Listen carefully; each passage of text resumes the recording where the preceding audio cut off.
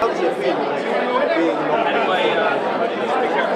Well, I mean, it's definitely an incredible journey from where we were in Gaza when the war started and the siege before it, and to where we are today. There's no doubt that while we were going through those very intense 22 days, I think the most important thing on our mind was just getting through it, making sure we are doing our jobs right. So the fact that we can be here today with so many respectable journalists, it also shows that despite the fact that many of the international media and international community was not in Gaza, that they are recognizing what we did in Gaza and recognizing the importance of that story for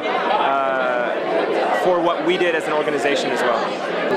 I mean, I think it's very important that people do realize that Israel effectively cut off the world from seeing what was going on in Gaza, and if it weren't for the fact that we were already inside Gaza at the time when the war started, then we wouldn't be here today and we wouldn't have broadcast what we broadcast. So I think it is a very important point to make to people, especially 2 years or a year and a half after the end of the war, that the power of our work comes from the fact that everyone else was kept out, and everything that we did to show people what actually happened inside at a time when other international journalists just couldn't.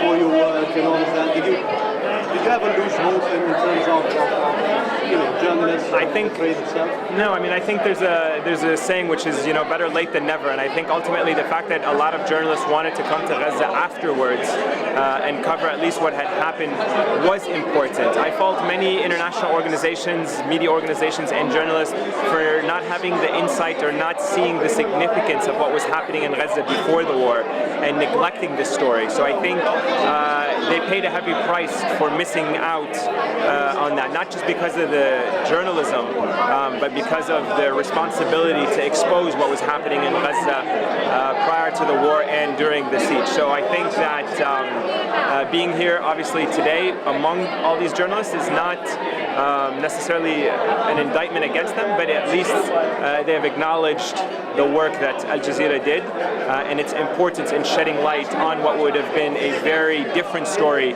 had we not been the only journalists in Gaza. I think it would be incredible if we win, just for the fact that the Academy and American Academy essentially has recognized not just Al Jazeera as a new channel, the baby channel it is, but also Gaza as a story that's worth, honoring.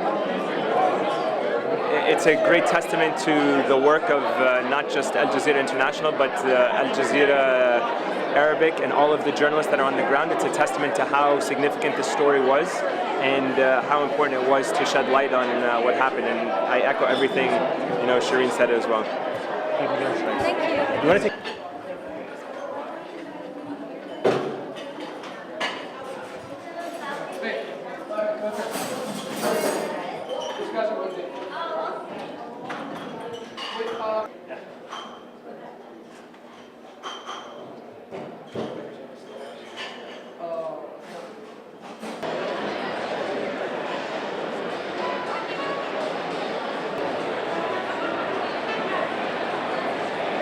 Please take your seats.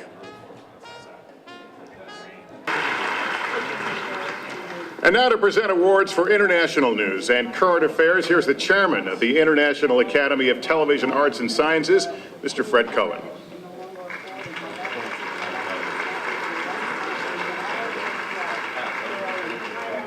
Thank you, Lester.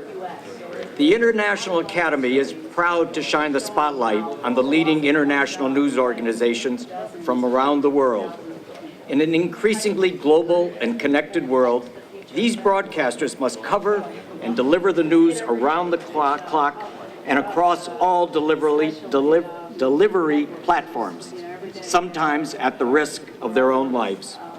We salute the men and women of these fascinating nominated programs, which range from the coverage of the Gaza war to child abductions in China, from the visit of President Obama to Russia and to Pakistan's Taliban generation.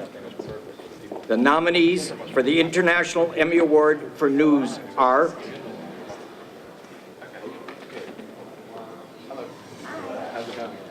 From Qatar, Al Jazeera NewsHour, Gaza War, Ground Offensive. Al Jazeera English. From Brazil, Jornal Nacional, Blackout in Brazil, TV Globo. From Russia, extended news coverage of Obama's visit to Russia, RT Channel. From the United Kingdom, Pakistan, Terror's Frontline, Sky News. The international Emmy winner is Pakistan, Terror's Frontline.